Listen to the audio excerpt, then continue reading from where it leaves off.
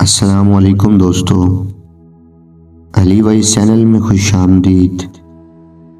ہمارے پیارے نبی حضرت محمد صلی اللہ علیہ وآلہ وسلم نے فرمایا، کتے کمزور جن ہوتے ہیں، ان کو اپنے گھروں میں مت رکھو، اور اگر تمہارا گھر آبادی سے دور ہے، تمہیں مجبوری ہے، تو پھر کتے کو ایسی جگہ پہ رکھو کہ تمہارے اور اس کے درمیان ایک ایسا دروازہ ہو جو بند ہو سکے۔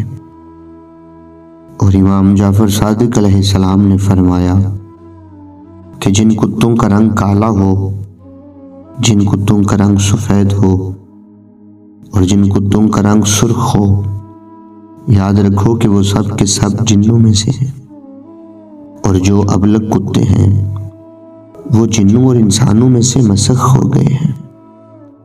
ایک اور روایت میں آپ علیہ السلام نے فرمایا کہ جو شخص اپنے گھر میں کتا رکھتا ہے تو اس کے اعمال کے ثواب میں سے روزانہ ایک مقدار کم کر دی جاتی ہے۔